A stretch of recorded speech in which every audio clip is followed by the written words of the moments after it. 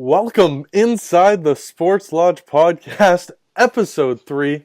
And John, we have some hockey news to talk about. September 13th, training camps opened and the floodgates opened in the NHL. So much to talk about today. We got the Karlsson trade, the Seguin extension, the Pacioretty trade. But let's start with the biggest one of them all. Let's start with Erik Karlsson getting traded from the Ottawa Senators to the San Jose Sharks this afternoon. There was rumblings on Twitter for really the last 24 hours that something was going to go down in the Karlsson camp. We figured something had to happen before these guys got into camp. And on the day of the Senators report, he's gone. What are your first reactions to this trade, Johnny? I'm shocked they did a trade with San Jose again after the Mike Hoffman debacle. Now, obviously, we'll get into the depths of the trade and we'll get into the clauses that were enacted. But after I don't know after what Doug Wilson did to Pierre Dorian with Mike Hoffman, I was shocked that he even answered the phone for San Jose. But I mean, I guess your options are pretty limited, right? There's only a couple teams that were really available to trade Erik Karlsson to, and yeah, he went off to San Jose. They got a package of guys for him. Well, it's a big package. So they went I guess they were calling it the bundle, I guess, on TSN, or I don't know what the bulk. But so basically they got 4 players and up to 4 picks for this deal. You mentioned the San Jose aspect, which is definitely a part of it when you look at the conditions. So the picks are pretty straight up. They get a second rounder this year because they don't have a first rounder this year, the San Jose Sharks. They've given that away already. So Ottawa gets their second rounder this year and their first rounder next year.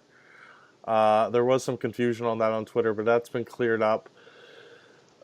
And then that's where it gets a little complicated. So if Erik Karlsson resigns or signs an 8-year deal or gets traded to an Eastern Conference team, the Ottawa Senators get another first-round pick from the San Jose Sharks.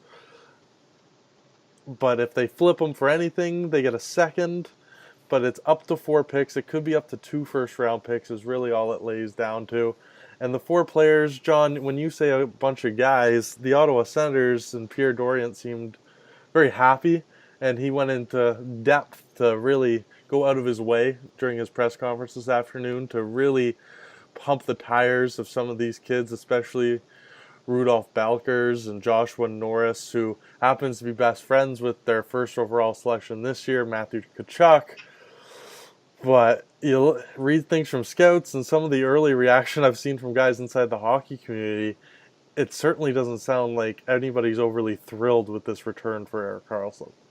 Especially when you see what Colorado got for Matt Duchene. Yeah, from Ottawa too, right? Right. So like, and I got to give credit to an ex-colleague of ours, Ryan Forbes. We were talking online today about the trade, and he brought up the Duchene deal, and the fact that Duchene's probably going to leave Ottawa too really doesn't paint Peter Dorian in a good light. But when you look at this trade, really his hands were tied after they didn't trade him at the trade deadline last year. That was where the big mistake was made.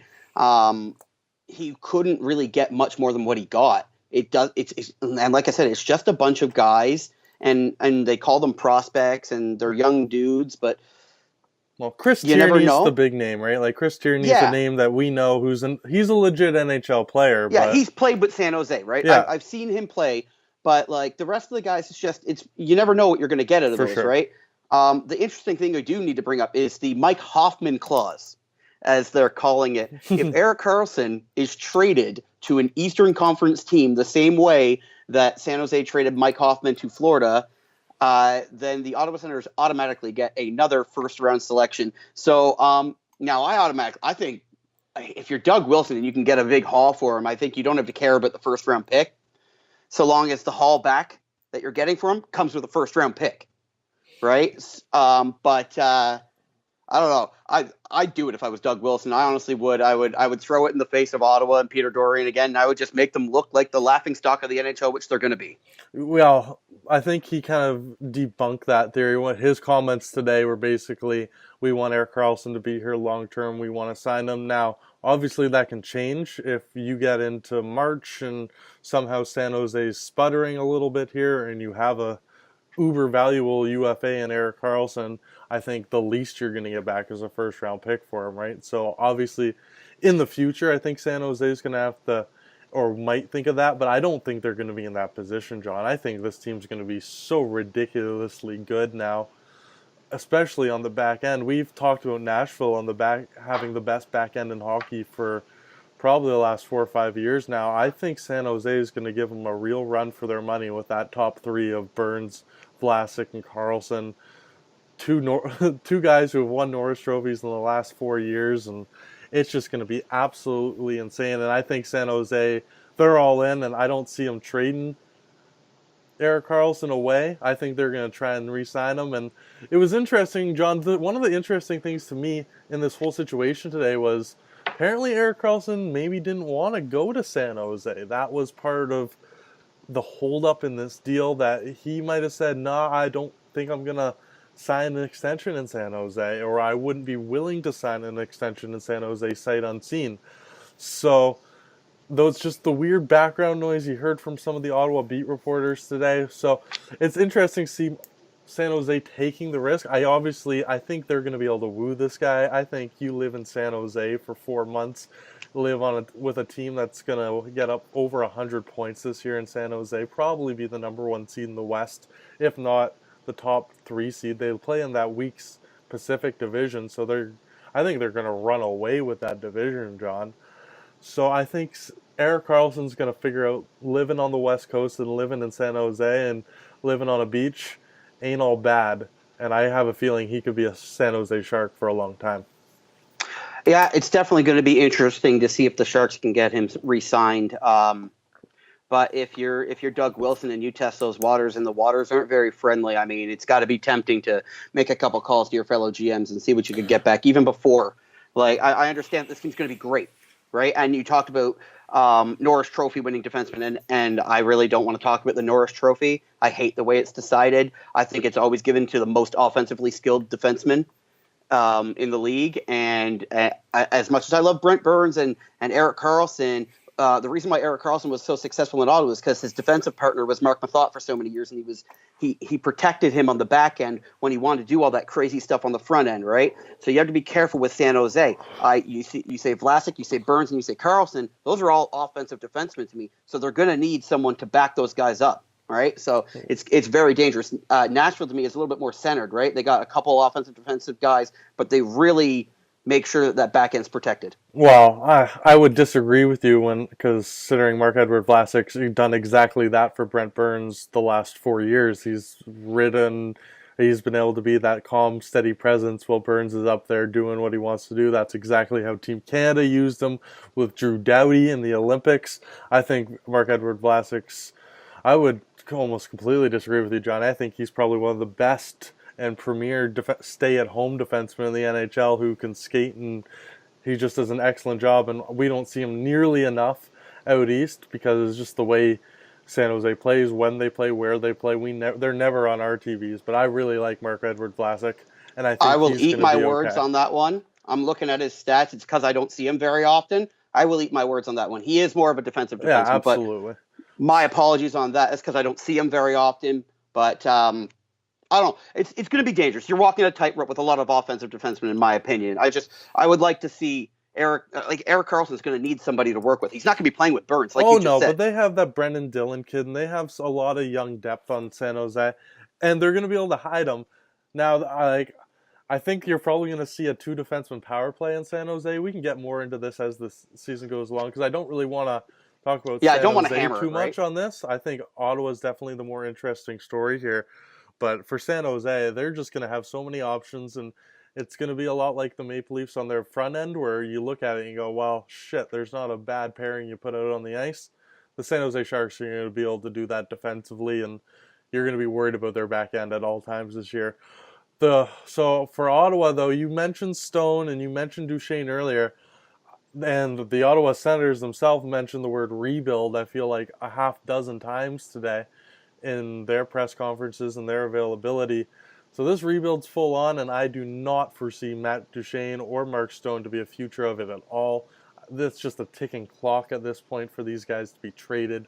Ottawa's in the acquire picks and young player mode of a rebuild, and they're going to be bad this year. I think they know it, and hopefully they can get the first rounder for Duchesne. I think Ottawa can turn this around. If they get a first round pick this year for Matt Duchesne and a first round pick this year for Mark Stone in two separate trades, all of a sudden they got two first rounders this year, two first rounders in 2019, and a bunch of second round picks. I think they're going to be able to sell this, but they have to do well in these trades for Stone and Duchesne because they're coming. These guys aren't going to re-sign in Ottawa. Why would you, John? Why would you spend the prime of your careers playing in that a garbage city with a garbage owner, and it's not like it's looking up anytime soon?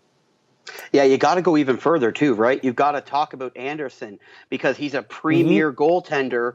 Really, you could get him and put him on any fringe team, and he'll rise the He's an water level upgrade up. for a lot of teams. So yeah, I agree. If you break it down and you want to take picks for all these guys, then yeah, I think you could get rid of them pretty easily. And I think you got to is Peter Dorian. I think that's what they're going to do, John. I think they're going to take picks and they're going to eat bad contracts for a year, maybe two. You're going to see a lot like what the Maple Leafs did. I don't think they'll be able to eat contracts as egregious. Like you're not going to be able to see things where they just bury dead money like the Maple Leafs did with Nathan Like Horton. Malamahalik. Yeah, or Mahal, right? Things like that. But NHL guys who are legit NHL players, but they're making $1.5 million too much, or they're on good teams and teams want to get rid of them. I think Ottawa's going to be able to flip some of their good players for guys who are making a little too much on expiring deals, eat that money, eat some of the contract that they're trading away, because all they're doing is acquiring picks and prospects, and you got to have somebody to fill out the cap. And I honestly think if Ottawa can do that, I can paint a pretty good picture if they have 4 first-round picks in the next 2 years. Well, yeah, that's what I was thinking today, and I was explaining that to a couple people I was talking to. Is like people laughed at the Toronto Maple Leafs when they had William Nylander or Mitch Marner, and people were getting up on them, and they had picks, and the youth was there, but Matthews wasn't there yet, and people were laughing at Leaf fans. But it takes time, and I think Peter Dorian needed this. He needed this fresh reset, right? So if he can now continue this and get those first round picks and get those guys in, along with the guys like Kachuk, right? Like that's a really good building block to start your future off, especially if he's going to be better than his brother. So, yeah, it's sad to see a team like Ottawa when they used to rival so much with Toronto so low. So I'd like to see them go through a rebuild, and maybe in a few years we get those crazy first round matchups again in the Atlantic Division between Ottawa and Toronto. Yeah, I'm not really fretting too much for the Maple Leafs and for really anybody in the Atlantic Division. That division with the Tampa Bay Lightning, the Boston Bruins in there, it's going to be hard enough just to not be a wild card team for the Maple Leafs. The Ottawa Senators can go ahead and suck for a few more years. That's not a problem. And you know what, John? It wasn't just the bad news for Ottawa today with Erik Karlsson. John Gabriel Pageau, the news coming out, torn Achilles, out 4 to 6 months. Their number 2 center, one of their best forwards, a guy that they were really going to lean on this year, blows his Achilles doing fitness testing with the team, and it just goes from bad to worse in the nation capital. Yeah, and that I think is on the light end. I mean, a torn Achilles for a hockey player, you push off right on the back of your leg a lot. And I mean, I understand 4 to 6, but that's conservative. I really think that is months, right? Like that could be the entire year. 6 I months. think yeah, from that's now. what I'm saying. Well, Like, I mean, I think he might be done for the season. From now, that's May, right? Like you're done. Yeah, You could be done. I don't think he's playing this. He could be done. It depends, right? But absolutely, he could be done. And knowing how bad Ottawa is going to be this year, Johnny, like they're not. Yeah, exactly. Just give them the year off. There's no point in rushing back and hurting it even more. But it's the Senators. So it's the most Ottawa thing to Ottawa. So you right? never quite know what's going to happen. I'm done on this. Or you got any more to add to the Karlsson sweepstakes today? I'm sure we'll talk about it more in the future, but it was definitely a good Well, no, I 15 want to minute move on. rant You, here. you Yeah, you brought up the Tampa Bay Lightning, and I get that it was yesterday's news, and I get that we got a couple captaincies and stuff that we might want to talk we about got more and things to talk re-signings. about than Stevie Y, but we will definitely talk about I that later. need to hit on that. We'll talk about it Um, later on, I promise. let's move on Let's then. go to Let's talk about the Seguin then. Seguin. Yeah, because that's Okay. the biggest story. Was the biggest story of the day. It certainly jumped right on the back burner, which I think's perfectly okay for Tyler Seguin, as he signs an 8-year, $78.8 million contract with the Dallas Stars. And John, it feels like just a few days ago, me and you were sitting here talking about how Dallas really fucked up by not keeping Tyler Seguin happy. It was going to be a very interesting season. There was going to be drama in Dallas all year long surrounding what's going to happen with Tyler Seguin. And next thing you know, bing bang boom, $9.85 million a year later, and Tyler Seguin's locked up long term in Dallas. Yeah, they definitely seen what went down on the island, right? Yeah. And they're like, we're not being the next New York Islanders here. We're not going to lose our superstar to, well, not that he would be going to the Leafs, but you know what I mean, No, in a bidding war. we're just not losing him. Yeah, so 9.85 million. I mean, like I said, I've talked about how much I didn't want Tyler Seguin going for 10 plus, so I have to be happy that he came in under $10 million. Still crazy money. You say he's a top 10 player in the league I or think top he's a 10 top center. 15 center, a top 10, 15 Um, center for sure. he's really good. He's really good, but it really does hamper them because you've got Jamie Benn at 9.5. Now you got Tyler Seguin at 9.85. You got a lot of money. The cap's at what, 70 or 80 million? You got a lot of money tied up in two guys for a roster. You got to have like 25 guys signed. Well, I hear you, but I think having both those guys under $10 million is going to work out very nicely for Yeah, for the Stars. And the Ben deal's a couple years old now. I like the number. I think Tyler Seguin probably could have got more on the open market, John. I think he definitely took a discount here. I know you're not high on the guy, but I think he's one of the top 15 centers in the league. And if you can name me 15 better, then I'm be more than happy to sit here and listen. But the 9.85 is not terrible. He's got good comparables here. He's just around a bunch of these guys. I'm gonna read it out for you just because I'm on Cap Friendly right now, and I think it's good to look at some of these things because I was looking at the William Nylander contract today, and when you just look at his comparables, Jamie Benn, Steven Stamkos, Ryan Getzlaf, Corey Perry, Logan Couture, Jacob Voracek, Anze Kopitar, Phil Kessel, all these guys right and around. Those are his top 10 comparables on Cap Friendly. Tyler Seguin's right there. He's right there with all those guys. I think if you had a Team Canada playing in the World Cup this month, I think he'd be a guy who's certainly on the team. And I think for the Dallas Stars to lock him up for under $10 million, I think there's something really going to help, John, is the no taxes in Dallas. I think that's going to be more and more important in the NHL. And as players sign contracts, they're going to take advantage of that just to manipulate the cap a little bit, just because there's so few options in the NHLs these days. But I think teams like Dallas are taking advantage and getting Tyler Seguin under 10 million. I really like it, and I think I like them being proactive, and I think it's a good way to start the year for the Dallas Stars to get rid of these distractions. yeah, no state tax. They still pay federal tax, but Right. I do like his comparables at that number, right? Like I said, I didn't want him coming in over 10. And you said it yourself. If he went to the free agent market, he would have come in well over 10, 10.5 probably, right? So, yeah, at 9.85, with Phil Kessel, Anze Kopitar, those guys, yeah, he's right in there.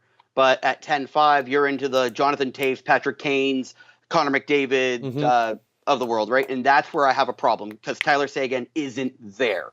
So I'm happy. 9.85, that's good. I think that's where he should have been at had he gone to the open market. So, but he definitely would have been at more, though. Obviously. Yeah. Well, yeah. Just as a UFA, he would have got way more. I think he could have been an $11 million guy if he wanted to on the open market, but he doesn't. He gets his money in Dallas. He stays there. I think he's going to be very happy to stay in Dallas, and I think both sides win here. Anything else you would like to add to the Seguin extension, Mr. Lodge? No, sir. Perfect. That's pretty much all I got on that All one. right, so we already talked about.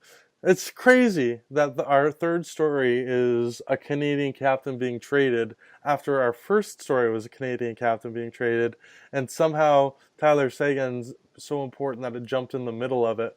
But I think if it happened today, we probably would have talked about it sooner. Max Pacioretty, in the dead of the night, a couple days ago now, gets traded to the Las Vegas Golden Knights for Thomas Tatar, Nick Suzuki, and a 2019 second-round pick. Pacioretty lands in the Sin City, immediately signs a 4-year, $28 million extension for 7 sheets a year. Johnny, I think Montreal did pretty damn good here. What do you think? Yeah.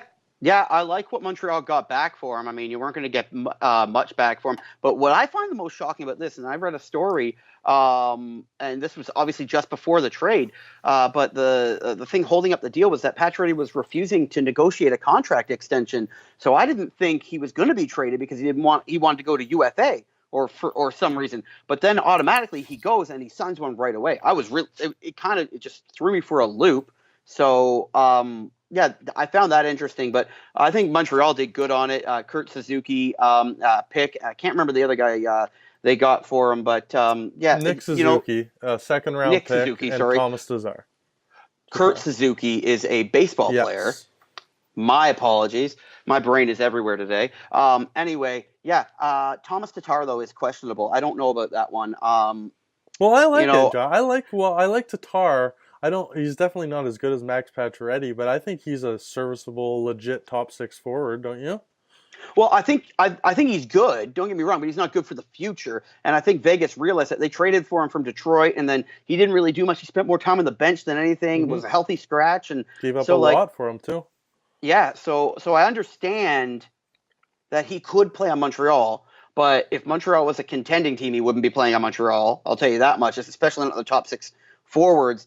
So yeah, I can see why maybe some Canadians fans are a little bit or would be a little bit upset that you got Tatar out of the deal. I would have just rather him go completely young, and yeah, but unless you had to take Tatar. Well, I actually like Vegas being proactive. I like them realizing that they probably made a mistake with Tatar. I like Tatar a lot. I really do think he's a legit top 6 winger, and he'll be fine, and he'll be a good addition to the Montreal Canadiens. And I think he's a top 9 forward at least on most teams, if not every team in the league. Johnny, I like the fact that they went out there, they acquired him at the deadline because they thought they needed forward help. It didn't work, and they were proactive at just getting rid of him. They didn't hang on to him. George McPhee wasn't like, I traded for this guy, I'm going to force him into Gerard Gallant's system and force him onto the team. They realized it didn't work, and he got rid of him, and definitely gets the better player back in the deal in Max Pacioretty, who, the guy just scores goals. As much as fans in Montreal want to rag on the guy, and he might not be the world's best leader in the world, the guy's a 30-goal scorer in his sleep, especially if he's playing with good players. And him and Stastny on that second line for the Vegas Golden Knights, I think they're, if not a better hockey team than they were last year at this time. Actually, I know they're a better hockey team than they were this time last year, because you trade out James Neal for Max Pacioretty. I firmly believe that's an upgrade. And then you add Paul Stastny in as that second-line center. They're Vegas Golden Knights. I still don't trust their back end. I still don't trust Marc-Andre Fleury to stay healthy for an 82-game season. But I think they're going to be another very good team, and it's going to be fun to watch the Vegas Knights play again this year. I guess my opinion of Pacioretty is a little bit skewed from watching him in Montreal for the last couple of years, and him watching him, yeah, he's put up decent numbers, but he still struggled. So I got to see him on a better team, right? And I can only imagine he's going to be better, right, because of his talent level. So, yeah, Vegas definitely got better because they traded – James Neal wasn't a center. He was a winger. So they traded a winger and they brought in 2 very high-quality centers. Neal left in free agency. Well, yeah, but they didn't re-sign him. Yeah. Right? Sorry, I said traded. My apologies. They what I meant for traded is like swapped out. Yeah. Sorry, I got you. So just poor poor vocabulary. They swapped out Neal, a winger, for two very good centers, Pacioretty and Stasny. Well, Pacioretty's a winger. Oh, I thought Patches was a center. No, My apologies. Pacioretty's a winger. I thought he was a center. Anyway, yeah, the goal scoring is going to go up, and the leadership went up, right? Like you brought a captain in. Your who was the captain for the Vegas Golden Knights? It was Derek Englund's the captain. Derek Englund, yeah. Well, they Derek Englund, officially, right? I think they went without a captain on their jerseys, but Oh no, I think Derek Englund is the captain. That's hard to remember. Well, I know he took the cup. I don't know if he had the C. Either way, it's more leadership. Yeah, for sure. And like, it's a good deal. And they didn't overpay him at $7 million for 4 years. No, that's a good number too, right? It's a lot of money, and it's a front-loaded deal. Like, he's making $10 million up front this year. Like, so it's not like Max Pacioretty is going to go starving anytime soon. He's making his money too, but I think it's a good deal for both sides. Montreal did fairly well for the situation they were in. I think they probably could have gotten more if they pulled the trigger on this trade a year ago or a year and a half ago. I think they've known that Max Pacioretty wasn't a long-term answer there for a long time, and they've just kind of been prolonging this. But I get it. It's tough to move a captain, and they finally do, and they get a half-decent return, and they get a guy who they got more than the Ottawa Senators did for Erik Karlsson. Sorry? They got more than the Leafs got for Phaneuf? Absolutely, they got more than the Leafs got for Phaneuf. Right? But so that's. But I think Max Pacioretty is a better player than Dion Phaneuf. Oh yeah. Right? But like trading a captain, right? No, sure. If that's how you wanted to go, and I think they probably did better than the Ottawa Senators. I know the Ottawa Senators got more for Erik Karlsson, but Erik Karlsson's 10 times the player Max Pacioretty is, and I think the Senators were light on their return, and as much as the Habs were maybe a hair light, I think they did pretty damn good. And Marc Bergevin can cool things down. A second-round pick, a good prospect, and a player on your team. Like, I would have been nice to get the first for Patches, but it is what it is. I have to ask, though. You said Bergevin's not doing the young thing, the youth thing, right? Well, yeah, they're not. So they're in the winning thing. Is Price staying? Well, that's what they're doing, right? That's what they're saying. They say Price is staying, Weber's staying. They're going to rebuild around these two older guys and try and move some pieces in. I don't think it's going to work very well, but John, what the hell do? You got the best goalie in the world. You trade him. I guess so, but then you're in the same situation as Ottawa. You better get a king's ransom for that's it, Carey right? Price. Well, I mean, he's re-signed for it's his $10 million 7 more years or something. His deal kicks in. I believe it's his 8 years, $80 million deal or something like that. Yeah, it's 10 per. Yeah. Yeah, so it's kicking in this year. This guy's gonna make his money. It's tough to walk away from that. As a franchise that traded Patrick Waugh, are they really gonna trade Carey Price too? I just don't see it right now. I think that if they did, the fans would buy in. As much as they think they would turn on them, I think they would buy in because they've been bad for so long. It's the same way Toronto eased into it. They were bad for so long that the fans were like, you know what? Okay, let's be bad for a reason and then get better so we can be good for a while, right? So I think that they need to just bite the bullet and do it. I understand how tough it's going to be and how much bad PR it's going to bring. But really, I think the fans will always be there. They're an Original Six franchise. It's Canadian Hockey City.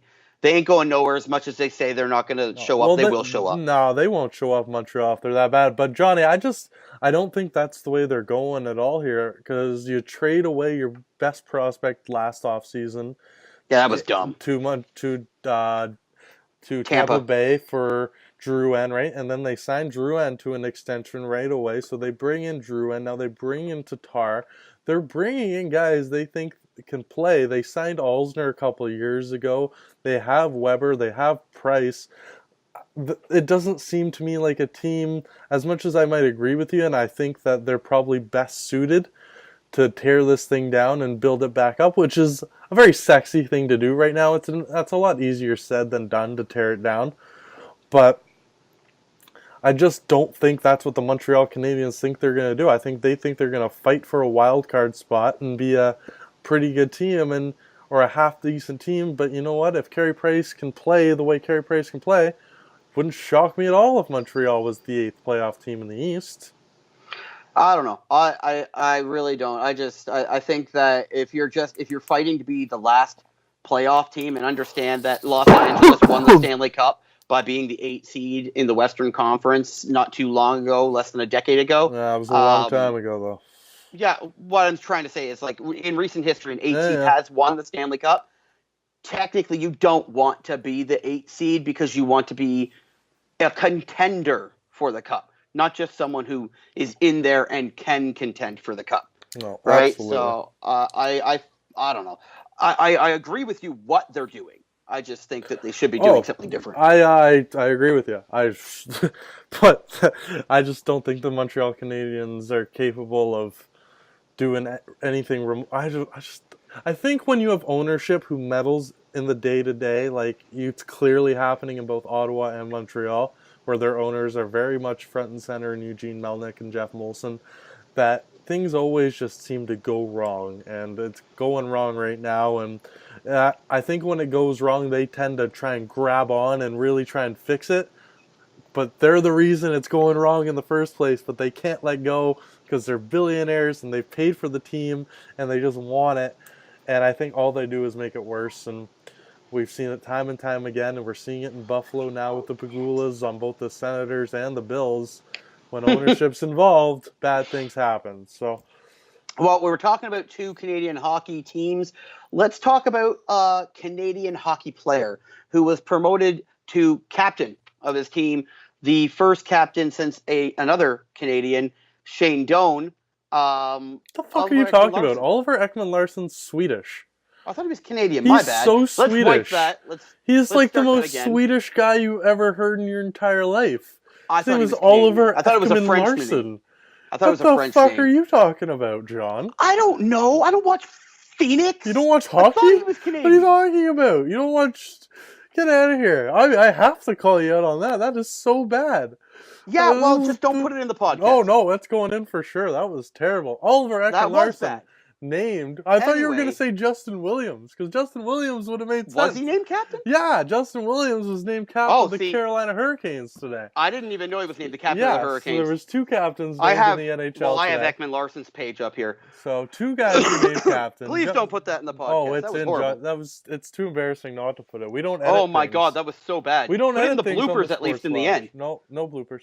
Oliver Ekman-Larsson and Justin Williams, both named captains. I got no problem. Justin Williams doesn't matter. Well, the Carolina Hurricanes don't matter. So yeah, I think I just ranted about owners who get involved. I guess Phoenix doesn't matter either, right? Well, no, but I think they matter more because I think they're going to be better. Phoenix. I guarantee you, the Phoenix or Arizona Coyotes will not be the last place team in the NHL this year. I guarantee it. I hope not. No, I'm sick of seeing them down there. There's too many bad teams out there. Phoenix, with the acquisition of some of those guys, bringing Galchenyuk in for Domi, another year of development for a bunch of these young guys. I really like some of their rookies last year. Maybe this is the year Dylan Strome steps up and decides he's going to be an NHL player. I have no problem. Oliver Ekman-Larsson, he's the highest paid player on the team. This just seemed basically like a no-brainer in Phoenix, John. Yeah, well, I mean, he's the most tenured player there, right? So is he? I don't know if that's true. But you're reading it, so yeah. Well, I'm looking up here. A lot of it is about Doan though. So he's got 09 draft pick, and he's played 576 NHL games.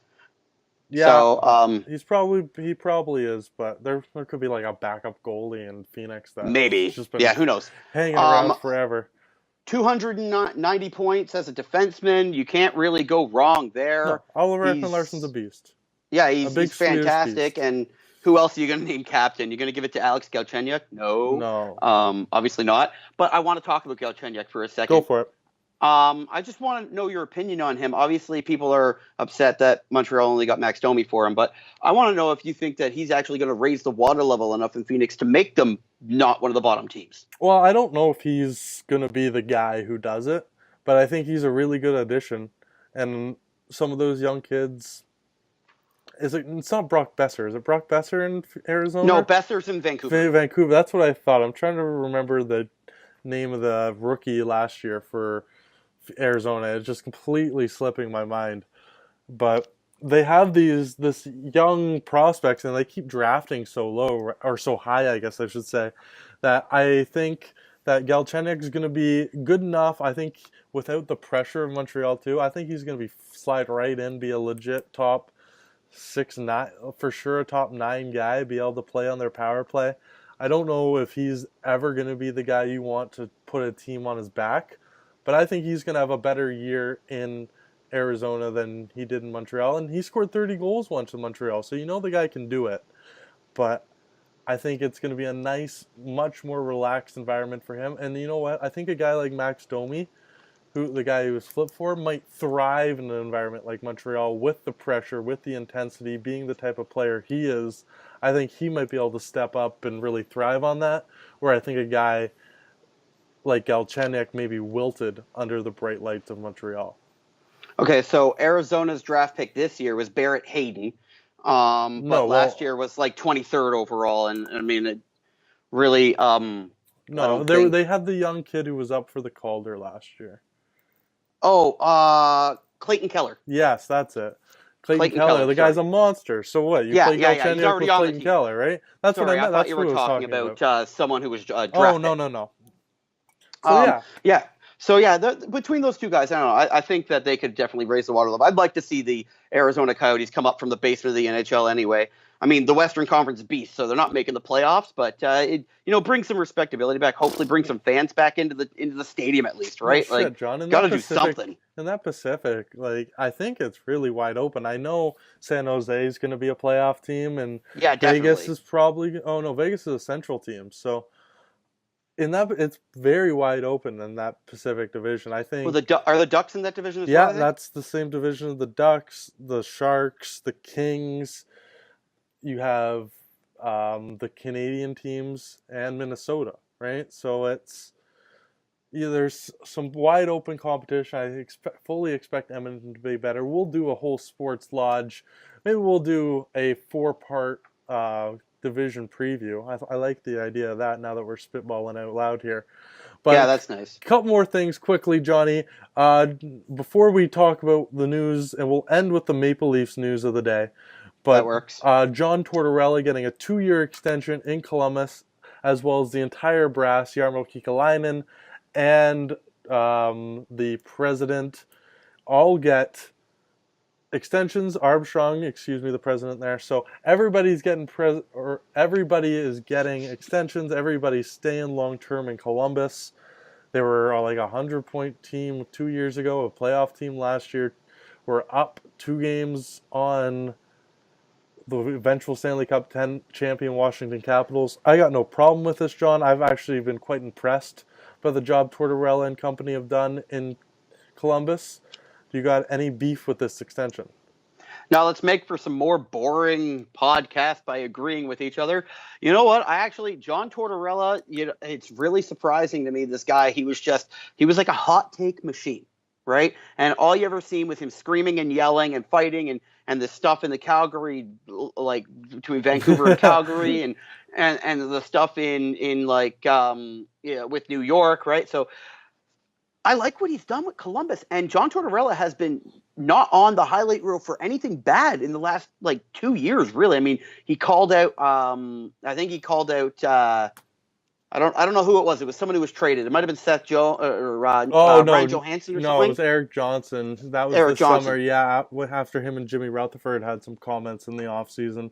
Yeah, that's the only thing I've heard him do though since he's been in Columbus, and he's been a really good coach. Other than that, And yeah, he deserves this extension. And they've been winning hockey games, and that's really all that matters. And obviously there's some tough times ahead in Columbus with both Panarin saying he doesn't want to sign long-term. It doesn't look like Bobrovsky wants to sign long-term.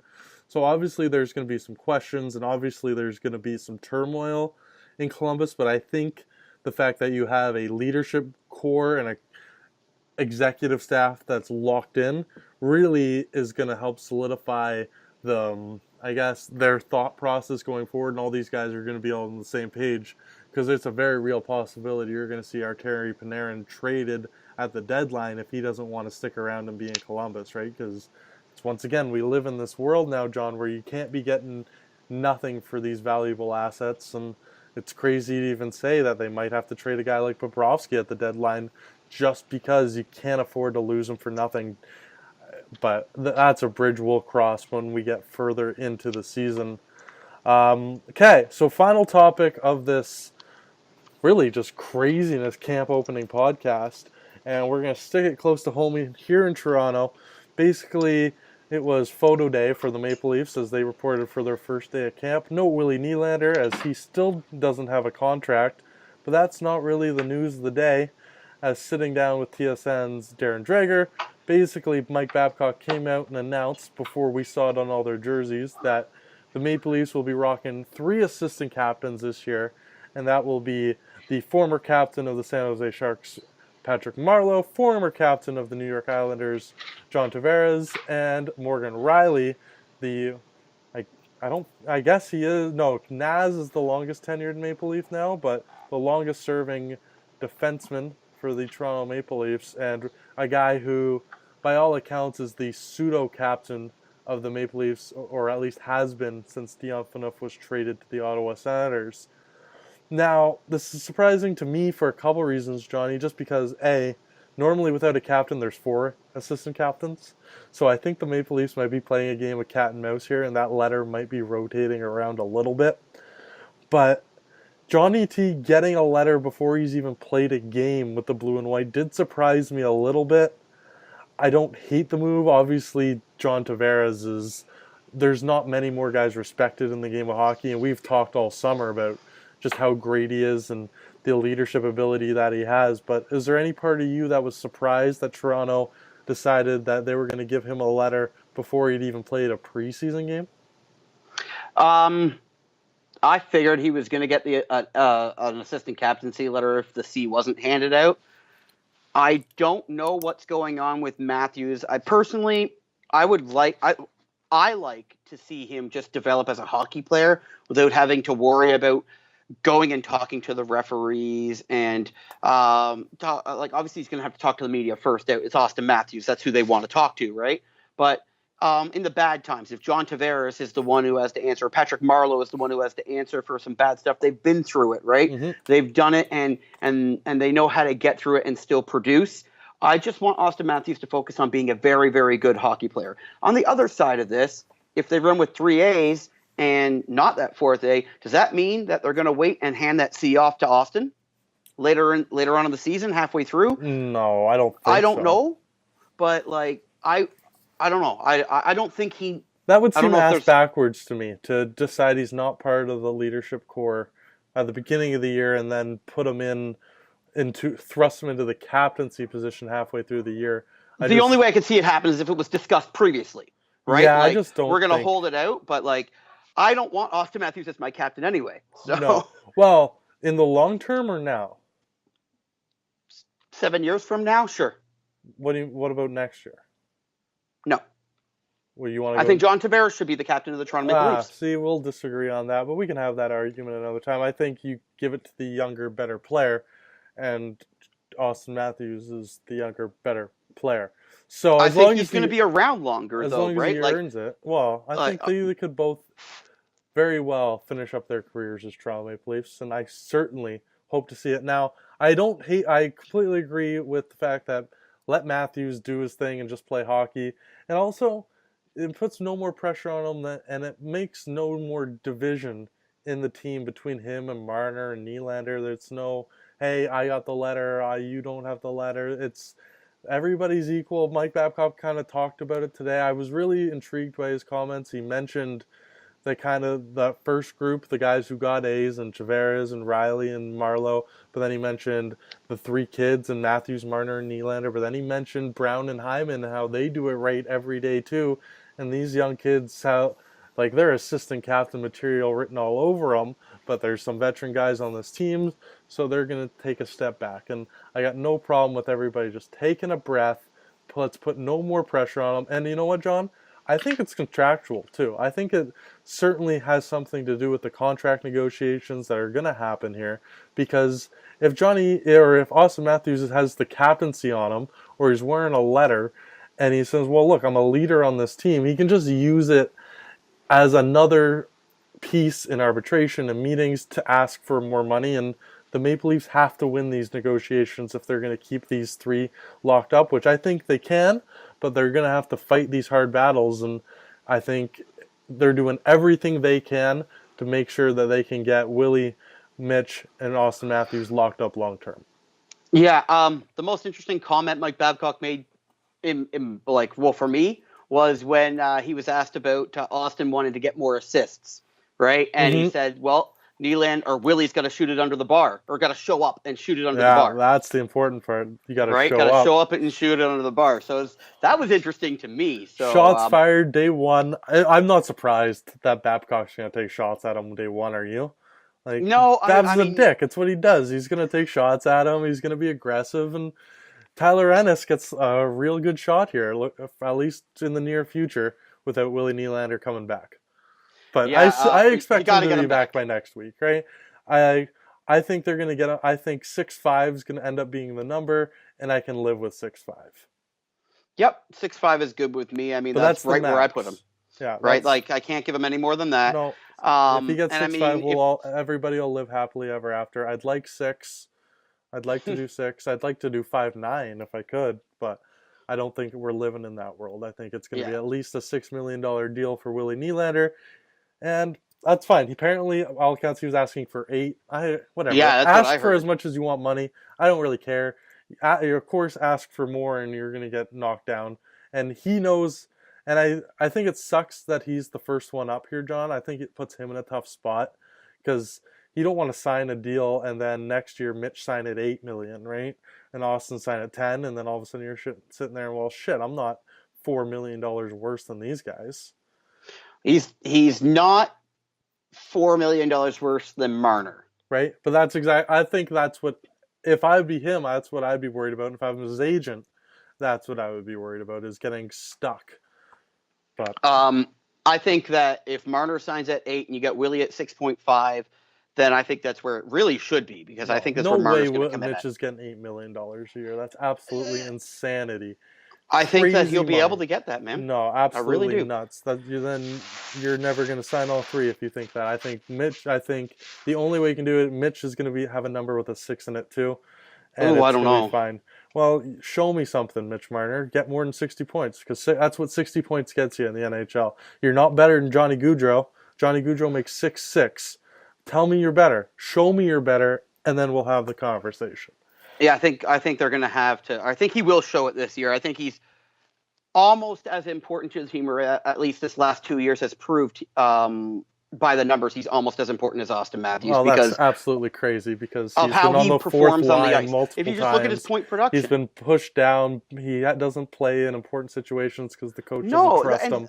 I think he's getting there. Pushed down is because he's Austin Matthews. Well, yeah, but again, he's more Austin important Matthews than Mitch Marner. went on a massive pointless streak. The only reason he hasn't been put down is because if Mike Babcock he's Austin good Matthews on the third line, he trusts him. Mitch can get lost, and the coach doesn't always trust Mitch Marner as good as he is. We've seen Mitch have bad stretches of hockey too, and it was only a good half a year last year. It was a terrible first half. So we just have to remember that before we start giving the guy $8 million. And with that, Johnny, we're going to end it, because that's a 50-minute podcast on the craziness happening in today's NHL. Is there anything else you wanted to add post-show? Football's starting, so I'm going to go watch a shitty Thursday night football game.